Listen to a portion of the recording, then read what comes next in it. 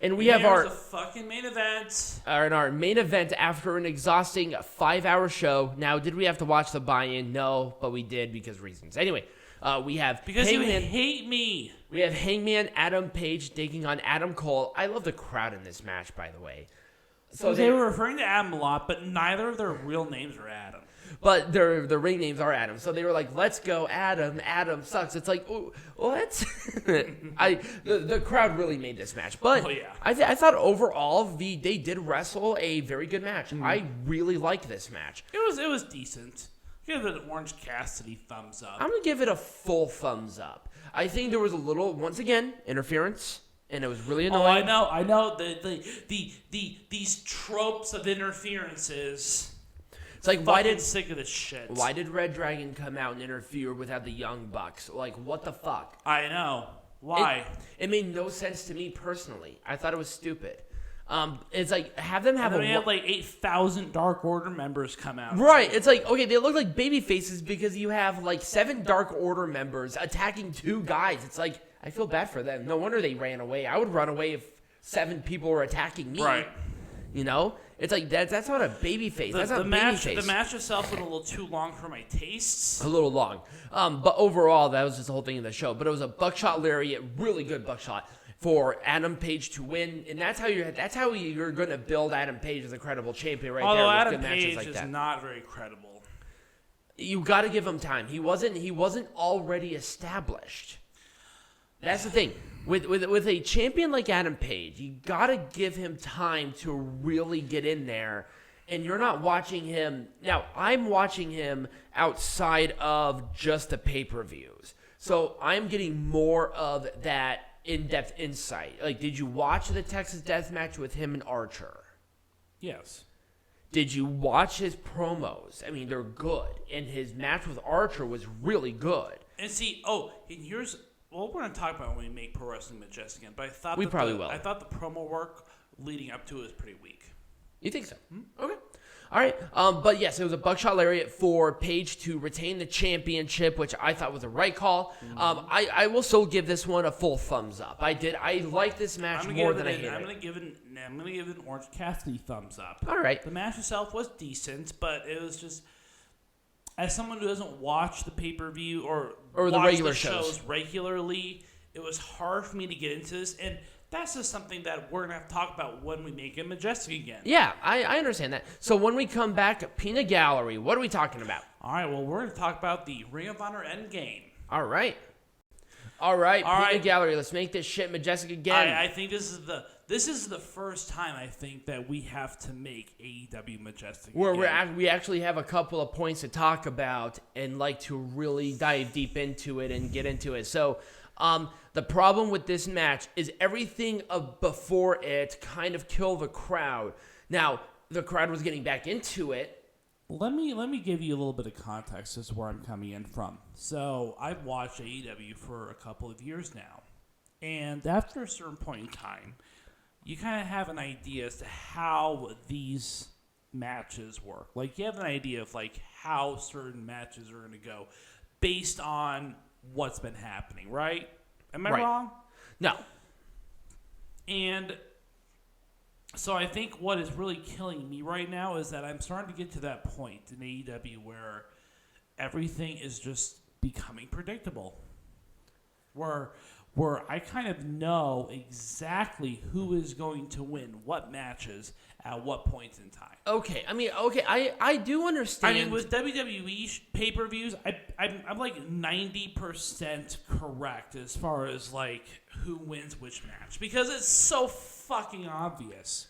But the problem is that the predetermined aspect of professional wrestling should not dictate on your perception of the actual thing. Well, it does. That's the problem. That's your problem. Well, I know who is going to win. Enjoy the ride, not the destination. Enjoy the ride, not the destination. And that's the problem here. But you see, I think at that point, if you kind of know if you know who wins, you know how the structure of the match is going to go. But once again, even if you know exactly how it's going to go, enjoy the ride. It's not that I don't enjoy it. It's just that it's so predictable. And here's the thing. That it becomes okay, well, this is going to happen, this is going to happen, that's going to happen. You know, I'm going to give you a metaphor that I think will be appropriate for what I'm saying. Look at professional wrestling like going on a roller coaster. You know, you can visually see what's going to happen on the roller coaster. You know you're going to start from the gate and you're going to end at the gate. The enjoyment comes from going around everything. That's what professional wrestling is. Okay. Look at a play. You know what's going to happen. You know how it's going to end. Enjoy the ride. Let's also talk about the fact that the professional wrestling community on the internet is so toxic. Oh yeah, people were trying to defend like a lot of different things, which was stupid. All right, so anyways, let's eviscerate this show. I know, but we wanted to start with this preface, but I'm just letting you know. Yeah. Think of pro wrestling that way. That's why I think I enjoy pro wrestling more than you do, because I'm looking at it that perspective. So when it comes to Adam Cole, I knew that reDRagon was going to interfere. It was stupid. I wouldn't have had them interfere. Now, if they were going to interfere, I would have had them interfere, right? Whatever. But I would have had them been thrown out instead of the hoggly boosh and them moving tables and all this bullshit that they did. Instead of without the referee doing a damn thing. Oh, I know. That was really annoying too. How many times throughout the show did the referee see something happen and fail to do anything about it? Like at least 5 times. Yeah, easily. So these referees are trained by the NFL or something, because these people are fucking blind. They are so blind, awful. and unfortunately, that's the kind of stuff that's going to hurt Hangman Page's title run. It's going to hurt AEW. Yeah, in general. It's going to hurt AEW. It's like you see these guys, and you know it's going to be a good match. Have them have a match. Now, in interference, it does not hurt. I don't need it. Well, it hurt this match. No, it hurt it because they did it like 3 times. Yeah, exactly. Do it once, and then be done. And then have Dark Order come out and do their little snafu and then have them fuck off. I would have been okay with it. But not only did they do the interference, but then they also moved the table. And then they also tried to interfere again until Dark Order came out. That's what happened. They interfered 3 times. Yeah, they did. That's not what you're supposed to do. Right, exactly. No, I agree. Because it made Adam Cole look weak. Yep, it made Adam Page look weak too. Because, heaven forbid, Adam Page cannot win a match without his friends helping him out. Right. It's like, no. Can Adam Page not defend himself? Is he not a fighting champion? Right. I mean, I expect that from a chicken shit heel like Roman Reigns, but not from a babyface like Adam. Is Adam Page even a babyface at this point? I don't know. What is Adam Page? And that should not be your perception coming out of a title match like this. Right. Where Adam Cole is a clear heel. He is. So having his friends come out and help him, that's perfect. Once. Not 3 times. I know. Because the referee saw it all 3 times. Now, if the referee didn't see it, fine. Maybe if they try to help, or if they try to help again, but the referee caught on to their shit and then threw them out, cool. And I knew that when reDRagon didn't win the tag team titles, I knew that Adam Cole was not going to win. It can't be that predictable, and that's the problem. Anyway, so that's what I probably would have done. I would have had reDRagon either been thrown out the first interference, or them trying to do another one, but the referee catches on to their bullshit, and then say, "You're out of here." And then Adam Cole does a low blow or do something kind of sneaky, and then better constructed match. And then you have Dark Order interfere on the ramp at the stage instead of at ringside. Right, they're trying to come out, and then they can come out and do that. Exactly. Right. There's a lot I would do to this. Oh my fucking God, this match was terrible. It was. I would have cut it in half by time. Yep. The should not have been given this much time. Also, CM Punk's blading was way too early. He was gushing. His hair was sticking, and it was too early. Here's the thing. I'm going to say this because I think once again it illustrates my point. It's great to have all this blood. No, it was actually kind of gross.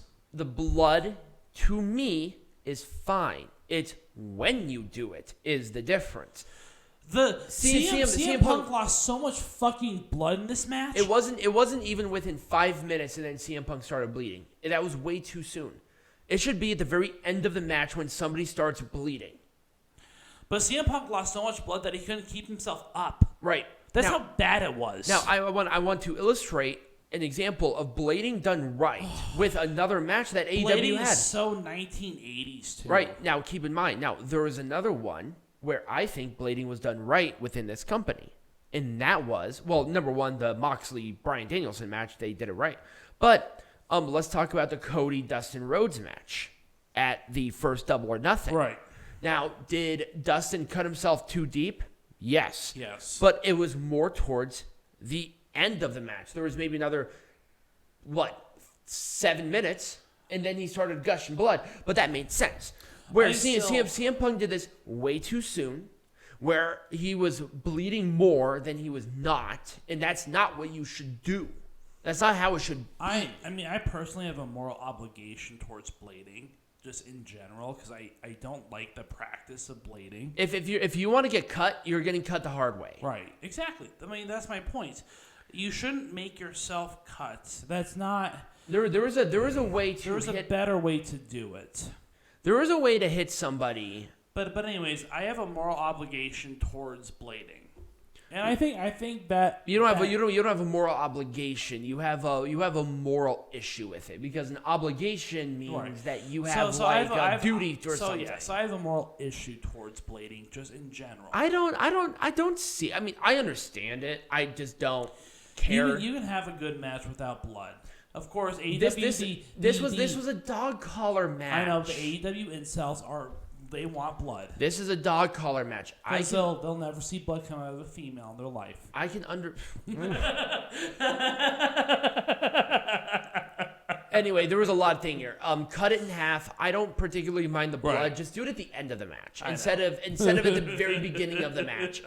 Unless a person is bleeding accidentally, right? Then cool, right? Then whatever, right? That's different. Again, interferences ruined this match. Yep, the interferences ruined this match. Britt Baker is more than capable of taking care of herself. She's a big girl. She can take care of herself. She has a doctorate, for God's sake. Like, come on.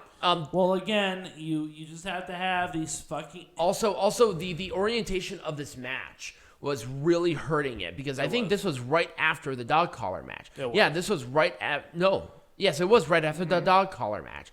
So it just really hurt because of the orientation of the matches. Yeah, so this was kind of the sleeper. This was the sleeper. Yep, this was in that a title match should not be a sleeper match. No, it should not. This was awesome. I think this was a perfect placement. It was a good opener. It was bruising, but it wasn't bloody, which I really enjoyed. So because these two definitely had like a blood rivalry. They were like in each other's faces. Mm-hmm. They explained it really well. But they didn't have to bleed in order to tell the story. Now they bruise each other up. Like they're feeling that tomorrow, especially Eddie Kingston. He had a huge bruise on his eye. Now, of course, we got to talk about the fact that there were some pretty dangerous spots in this match too. Literally, the first move of the pay-per-view was a concussion. Well, he was not concussed. It was really scary. It was the concussion waiting to happen. It was like Madcap Moss landing on his head, but that was a lot scarier. Right, but it was pretty scary. Like you knew that this match off to a good start. This match set a really high bar for the rest of the show. Did. And I think it kind of spilled into a lot of the other matches because these two had a really good match. I loved this match. But it just set such a weirdly high expectation for me. I liked it. I didn't love it. And the only reason I liked it was because it was actually a good match. What I didn't like about it was, of course, the spots were a little more on the dangerous side. And I know that Chris Jericho and Eddie Kingston can handle it, but it was just like, whoa, let's slow down a little bit because this was the curtain jerker. Maybe you're sitting there saying this was not entirely necessary. Right. I can see that. This was awesome. This was, again, This was my favorite match of the night. I'm going to have to agree with you. He's like, oh, well, what about this blading? But this one made sense. And it wasn't until much later in the match either. Right. Moxley just bled a lot. Mm-hmm. That was it. And also, Bryan Danielson is a very close-up fighter. So, of course, he's going to get covered in somebody else's blood because he's, like, doing grapples and stuff against a bloody guy. You don't think that's going to get smeared on you in, like, 2 minutes? It was a classic wrestling match, and that's right. what I wanted. But also... John Moxley is not known for his classic wrestling matches. But also, what I really liked about this, it wasn't just a classic match. It was a brutal match. It was. They fought each other. Yeah, this was a fight. This was a brawler match and a technical submission match. It was a lot of fun. I really enjoyed the whole experience of this match. I like this match. I know you don't like Spot Fest matches. This was a Spot Fest. It was the Young Bucks are obviously they're the Spot Fest queens. The queens. And you got reDRagon, who would be a great if it was just reDRagon and Jungle Boy and Luchasaurus. I would have loved this match. I don't know why the Young Bucks were added to this match. I feel like it was kind of unnecessary. It was very unnecessary. The way that this match just set itself up was just terrible. Too. Right. Now, here's what I would have done. I would have done reDRagon versus Jurassic Express for the titles. Young Bucks come out, pretend like they're going to help reDRagon, but yet screw them. Then have the Young Bucks reDRagon match at Double or Nothing. Because we all know what the real rivalry is. The real rivalry has nothing to do with Jungle Boy and Luchasaurus. And that's not where it should be because, once again, this is a title match. The titles should be the main focus. But they were not. And that's a bad thing. I mean, Jungle Boy and Luchasaurus were just there. And, I feel like they were just there. Right. And the real rivalry was reDRagon Young Bucks. And also the Jurassic Express shined in this match. I thought they did the best They did, but it was distracting to have the rivalry between the Young Bucks and reDRagon take place at the same time. I can agree with that. Because it took away from Jungle Boy and Luchasaurus. I can agree. I can 100% agree with that. 100%. Jungle Boy and Luchasaurus should have had their own match with somebody else. Yep. This should have been on the pre-show. I don't know why this wasn't. Absolutely. This should have been on the pre-show. Or have Sammy Guevara defend the title against somebody. But this was... Well, here's the thing about this match. It was just like a sleeper before the main event. Right. I mean, that legitimately what it was. I just don't like sleepers. It's just like, it doesn't make any sense to me. It's like trios, whatever. It was so random. When in the hell was a tornado trios a no disqualification? I've never heard that. Well, it's a tornado tag match. It's a tornado tag match, but that doesn't mean pillar and plunder. It's still one team against another team. There's nothing there about no disqualifications. But that's a tornado match. There are no disqualifications in tornado matches. I've never seen that. You've never seen it again. Not that I'm personally aware of. So tornado matches do not have disqualifications because it's every man. It's just one team against the other team. There's no rules. Okay.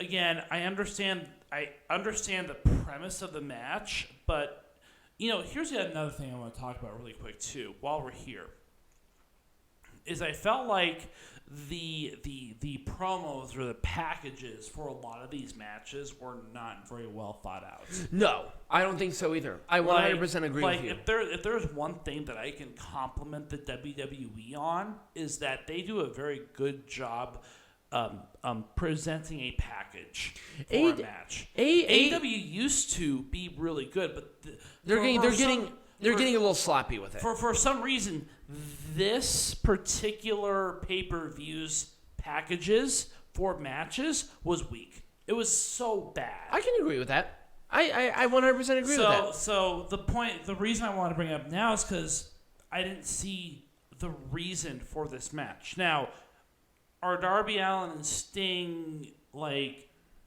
the enemies of the Hardy Andrade family office? Yes. Why are Andrade and Matt Hardy working together now? Like what's the arc? So the arc right now is that Hardy the Hardy family office have a working relationship with Andrade, which is why it's now AHFO, because they had the working relationship. Darby Allin and Andrade have been having a rivalry, and with Sammy Guevara involved in some way, shape, or form. I kind of wish they talked about the rivalry or the tension between Guevara and Darby Allin more, and also why were Isaiah Cassidy and Sammy Guevara, who's a champion, why are they taking a backseat? And why is Andrade Alidolo not with House of Black? Like, has he ever been part of House of Black? No. Oh, he's never been House of Black. Well, no, he was tagging with them when they were in that rivalry, but he was never officially a member of the House of Black. Well, see, and that's not a thing, is that I want to know what the arc is like now. They put them together because there was the tie-in between Queen Zelina, because that was the talk of the town at that time. But you know, like the point being is that I wanted a little bit more information. Right. Of a novice who's watching this show. I almost expected more information. I was surprised there were 3 matches in the pre-show. Right. And that kind of sucked, actually. Once again, this match should have been in the pre-show. Or it shouldn't have existed at all, because they had maybe, 2 weeks of promo on this? Ty Conti and Jade Cargill are not ready to carry a match. No. Neither one of them are. Not in a single bit. At least Jade Cargill has the excuse of being inexperienced. Ty Conti's been doing this for, to my knowledge, at the very least, more than 5 years. She should have known this, but yet she was having a struggle on carrying this match. And I don't think it was Jade's fault. I think a lot of this was Ty's fault. It was a sloppy match. It was a very sloppy match. It made no sense. Why are they facing each other out of fucking nowhere? Right. Where, what the fuck? It just doesn't make any sense. I would have either had this on the pre-show or had it 0. Not at all. Now, this should have been on the main show. It should have been, yes, absolutely. I would have replaced the Hardy Family Office match with this match, because this match at least has a rivalry that you kind of understood. I understood it, yeah. I know there's a rivalry with the Death Triangle and with the House of Black. Right. I understand that there is something going on. And with Phoenix injured right now, I think Erick Redbeard. Erick Redbeard, which would have just, I think this should have been. They should have waited until Right. Revolution to Right. say, hey, it's Erick Redbeard, Right. the surprise person. That would have been cool. And I think that would have been a big pop on a show like this. And they actually did have a pretty okay match. I really enjoyed it. And they definitely wrestled a pay-per-view match on a pre-show. Again, the match went too long. Yep.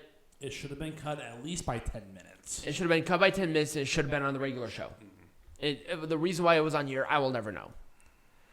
This match was terrible. It wasn't terrible. It wasn't good, but it wasn't terrible. It was average. It was average. There was at least a rivalry with it, but you got 2 gals who cannot carry a match. They had a better match a couple of weeks ago when this rivalry started than this match. And that's the thing. They actually did have a good match on Dynamite. I think it was during a TBS Champion Qualifier tournament match. Yeah, and Leyla, why with the Russian colors? I'm not going to explain it to you. I know why, but she is not portraying a Russian. But the point is that you should be wary about wearing Russian colors because of the association with the fact that there's a legitimate invasion going on. Now, if she was like fucking Nikolai Volkov and being a Russian sympathizer, I can understand that. I didn't see a whole lot of complaining on social media about her gear. You know why? Because she's not trying to portray a Russian. I understand. She's just Russian. I understand. But the colors, though... With Masha Slamovich as an example, she's portraying a Russian. Mm-hmm. But Leyla Hirsch is not. Right. She's just a wrestler who happens to be Russian. But I kind of would have put off the colors for at least a while. Maybe do like all black or something. Right, exactly. Because she's a heel already. Right. I would have done something a little bit different. Or if she actually supports Ukraine, why not do Ukrainian colors as a defiant sort of thing? That'd be cool. But the point is that I felt like, based on current geopolitical situations, it was a little bad taste. Heel heat? It would have been a little much if she was trying to get heel heat. Yeah, I'm like, do you want her to get killed? That's like if Alexander Rusev was having the big Russian flag flowing down right now. That probably wouldn't have been a good idea. Or Lana giving thanks and praise to Vladimir Putin. That probably would not be a really good idea right now. Right. Anyway, I'll be honest with you. I think this should have been on the main show. Really? Hook? Yep. No. Yep. Nope. I think at least 0%. If this was a sleeper match, this would have been a better sleeper match than the AEW Women's Champion. This would have been a better sleeper match than maybe half of the fucking dog collar match. It doesn't have to be long. It just has to be there. This was the only perfect match for the buy-in. Really? I thought the other. I mean, I don't know. I think there were some matches that were on the main show that should have been on the buy-in and vice versa, and this is one of them where I'm saying if this was not, this should have been the curtain jerker.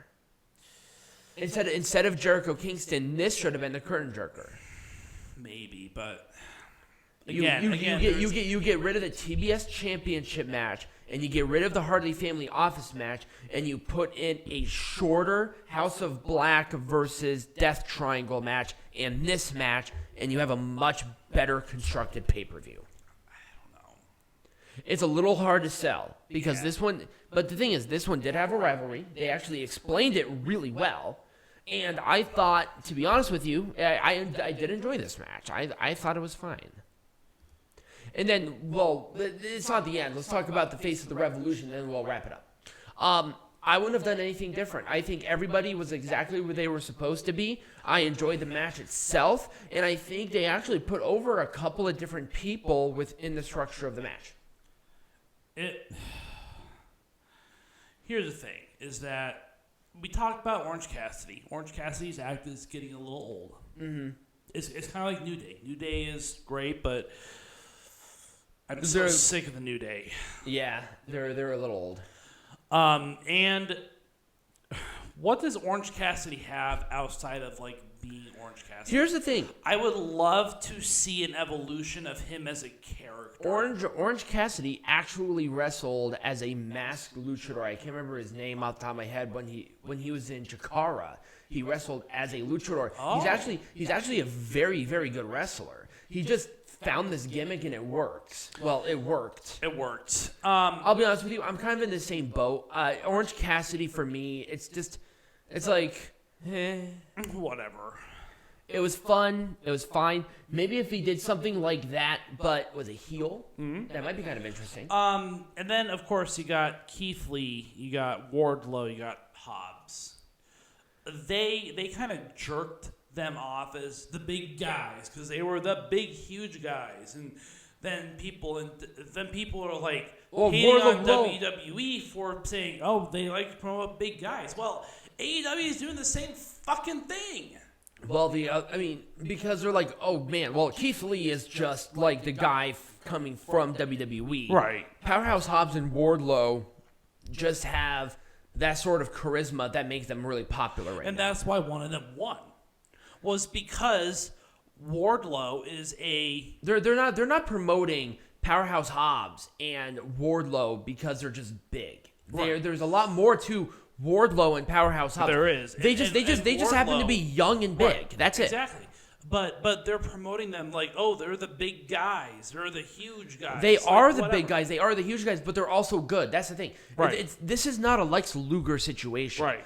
They're not bad wrestlers. Right. They have charisma. They have presence. They're just wrestlers who happen to be big. They're not big guys who are made as wrestlers. Right. And then you got Christian, and then you got Christian was there to lead the match because he had the experience.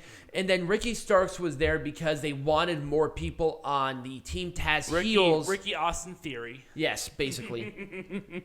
they like to jerk him off. And Orange Cassidy was there because Orange Cassidy, albeit his act getting kind of stale for me, he's still popular. So they wanted him at least on there to get that pop in every single match. I understand why. I do. I'm not going to be too nitpicky about it personally. I wouldn't have changed anybody out of the face of the Revolution ladder match, and I would have done a surprise maybe. I give it a thumbs down. I gave it a thumbs in the middle. But I would have. That's probably what I would have done. Overall, I did enjoy the pay-per-view. I did. It was kind of long. Revolution. Okay. It was a little long. People are saying, "Oh my God, it's the greatest thing of all time," right? It's not. 100%. This pay-per-view, because I'm starting to understand the formula of AEW is now starting to become old. No, I've seen AEW do amazing things. And what about the debut with Bryan Danielson and Adam Cole? That was a much different pay-per-view. I enjoyed that one a lot more. By a mile. This one. No, people are enjoying this one a lot more. Really? Mm-hmm. Are they stupid? No, they are. But anyways, the point being is that AEW has found its formula. And I have found the AEW formula. And therefore, I will now start to be a lot more critical of the AEW formula because it is AEW formula. I want AEW to continue to surprise me like they have always done. And I don't want predictability. Can we also put the fucking pay-per-views on Saturday again? Yeah, like, seriously. come on. I understand Sunday pay-per-views and whatever, but for God's sake, don't put on a 5-hour whatever. It's so annoying. WWE's at least been good about keeping it down really short. Mm-hmm. To where they at least end it at like 7:30 instead of 9. But beggars can't be choosers. Ugh. Anyways, Revolution, it was pretty average for me. I'm going to give it a thumbs. I liked it more than I didn't. I'll give it a thumbs up, but that's being nice. Yeah. Yeah, it's AEW is predictable now. Yep. That's it. Right. So, Peanut Gallery, what are we talking about next week? We're not sure. To be determined. To be determined. We'll let you guys know. But if you did enjoy this, remember to like, follow, subscribe, share with all your friends, become a patron. There's going to be a link tree down below. Check everything out. And as always, be majestic.